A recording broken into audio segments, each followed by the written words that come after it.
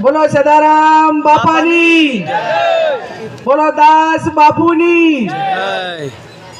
આજે ગુરુ પૂર્ણિમાના પવિત્ર દિવસે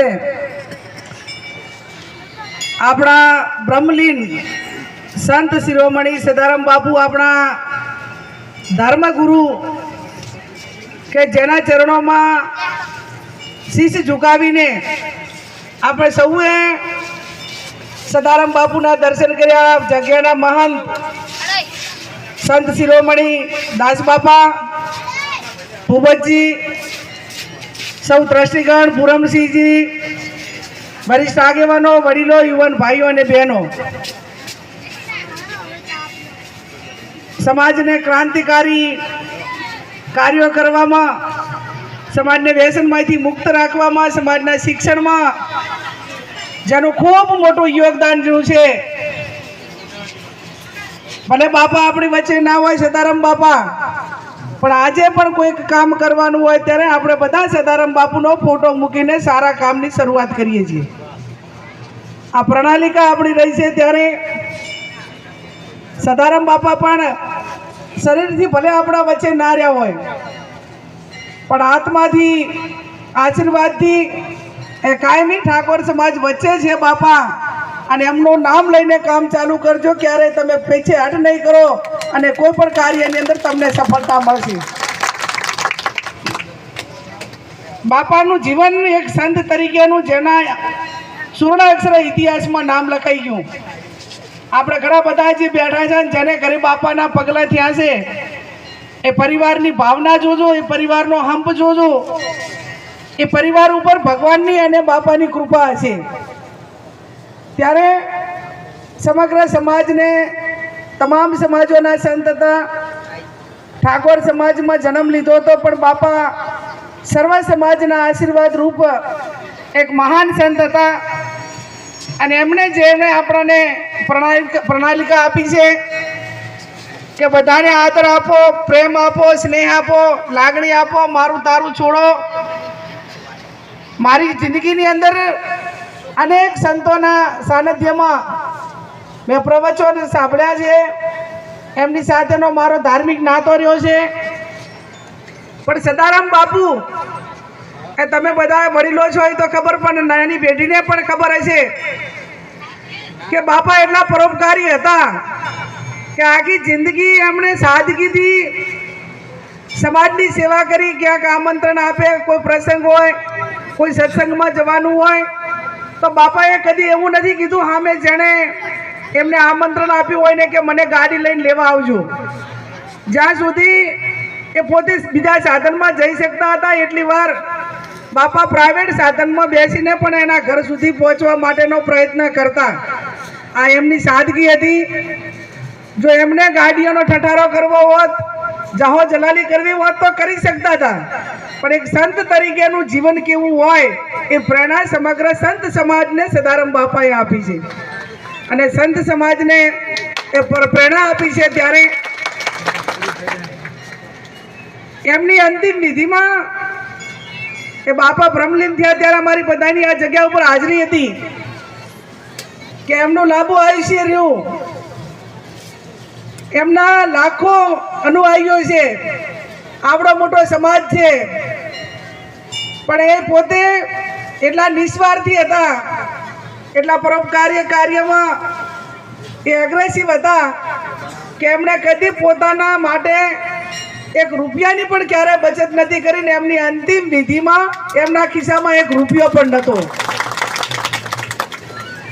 આવો એક જિંદગી એક મહાન સંત તરીકે જ્યારે આપણા સમાજમાં એમને અવતાર લીધો ત્યારે આપણી સૌની ફરજ થાય છે કે આપણે સદારામ બાપાની રાહે ચાલીએ. જે સદારામ બાપા જે કાર્યો કરતા હતા એ જ કાર્યો આપણે સૌ સમાજમાં કરીએ.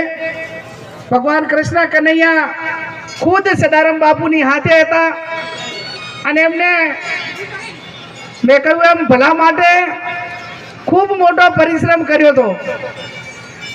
એ પરિશ્રમને આપણે એળે ના જવા દઈએ કે નાના મોટા વ્યસન હોય ને આજે આપણે આ હાઈએ હાયું ઉપેલા એટલા માણસો, હજારો માણસો બાપાના દર્શન કરવા માટે આવ્યા છે, ત્યારે આજે ગુરુ પૂર્ણિમાના દિવસે આપણે સદારામ બાપુને ગુરુ માનીએ છીએ, તો જેટલા પણ દર્શન કરવા આવ્યા હોય એ કોઈક નાના મોટું વ્યસન હોય તો આજે આ ટોટાણામાં અહીંયા નાખીને જાજો કે બાપા ગુરુની આજે ગુરુ પૂર્ણિમા છે અને અમે બાપા અમારી જિંદગીમાં અમારા માટે આ તમારા સાનિધ્યમાં આ અત્યારે અમે આ બધીને નાખીને જઈએ છીએ અને અમને એવી શક્તિ આપજો કે ભવિષ્યમાં આ બધી તરફ અમારું ધ્યાન ક્યારે કેન્દ્રિત ના થાય એવી શક્તિ સદારામ બાપા આપ સૌને પણ આપશે.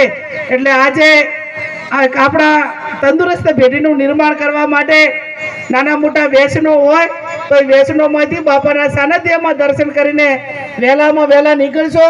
એ પરિવારની પ્રગતિ થવાની છે ને પરિવારની નોંધ એ સમગ્ર સમાજ હોય કે આજુબાજુનો એરિયા હોય ને એક તંદુરસ્ત પેઢી તરીકે આપણે એક પરિવારનું નિર્માણ કરવાનું છે, આવનાર પેઢીનું નિર્માણ કરવાનું છે. ત્યારે આજે અહીંયા બાપા જે આપણે રૂમો બનાવવાના હતા એનું ખાતમુહૂર્ત પણ આજે કર્યું કે આજે નથી કર્યું, આજે નથી કર્યું, 2 દિવસ લેટ રાખ્યું છે. અહીંયા રૂમોનું કામ પણ ટૂંક સમયમાં ચાલુ કરવાનું છે. ત્યારે યથાશક્તિ બધા આગેવાનો તો પોતપોતાની રીતે મદદ કરવાના છે, પણ આપણા સમાજના સંત હોય તો કોઈ ઘરે એવું ના હોવું જોઈએ કે અહીંયા ધર્મશાળા બને છે ને એના 5 રૂપિયા કે 11 રૂપિયા ના આવે. આ તમારું ને આપણું બધાનું છે. પૈસા 1-2 જણા પૂરા આપી દે છે, પણ તમારી ભાગીદારી આ બિલ્ડિંગ માટે ખૂબ જરૂરી છે. અને ભાગીદારી વધારે ફૂલ નહીં તો ફૂલની પાંખડી 11 રૂપિયા આપશો તો પણ સદારામ બાપુ તમારા લાખો માની લેશે. અને જ્યારે સદારામ બાપુના નામે કોઈ પ્રસંગો કરવાના થાય તો 100% એમાં સાથ સહકાર આપજો. મારો પોતાનો અનુભવ છે કે બાપાના માટે 1 રૂપિયો વાપરીએ તો ભગવાન એના 10 રૂપિયા કરીને પાછા આપે છે. આ એમના આશીર્વાદ ને એમની કૃપા છે. અને એટલા માટે આપ સૌને ફરી ગુરુ પૂર્ણિમા નિમિત્તે આપ સૌને શુભેચ્છાઓ પાઠવું છું. દાસ બાપુના ચરણોમાં વંદન કરીને શીશ ઝુકાવીને પ્રાર્થના કરું છું કે આ જગ્યા હર હંમેશા ધાર્મિકતાના કામ કરતી આવી છે. અને આપણે જે આયોજકો છે એમને કોઈ એવું આપણે ક્યારે લોકોને ના લાગવું જોઈએ કે સદારામ બાપુની હાજરી અહીં નથી. સદારામ બાપુની હાજરી છે જ. અને એટલા માટે કરીને જે મહેમાન પરણું હોય આ તે જે હાચવાના હોય કાયમી જે રીતે આપણે હાચવીએ છીએ એ પ્રમાણે માન મોભો આવનાર મહેમાનનો રહે. અને આ જગ્યા ઉપર કાયમી સદારામ બાપુના આશીર્વાદ થકી એક ધાર્મિક સ્થાન જે આપણા ધર્મગુરુનું સ્થાન છે એ આવનાર સમયને એક વ્યવસ્થિત રીતે એનું નિર્માણ થાય એ શબ્દ સાથે આપ સૌનો ખૂબ ખૂબ હૃદયપૂર્વક આભાર માનું છું. આપણા વચ્ચે કેબિનેટ સંસદીય બનાસકાંઠા જ્ઞાનીભાઈ સાહેબે સરસ મજાનું પ્રવચન કર્યું અને તેમની સાથેની ટીમ ભક્તાજી સાહેબે અમારા પૂર્ણસિંહ બાપુ તમામ અમારા એમની ટીમના માણસોનું સ્વાગત છે. અને આવતરા ઈંડાણ મળવામાં માટે ભૂ કરે એ માણા નહીં મળા હાથી પર જીવ મળે. આજ આનંદ આજ ઉછરેંગ આજ સલોણા નહીં, આજ આનંદ આજ ઉછરેંગ આજ સલોણા નહીં, સખી આજ અમારા ટોટાણા ધામમાં કંચન વર્ષે મેઘ વાત. બાપુ 100 રૂપિયા રામ ભરોસે આવે છે. જય હિન્દ, જય ગુજરાત, બાપાની જય હો. આ બધા સુરવીર દાતારો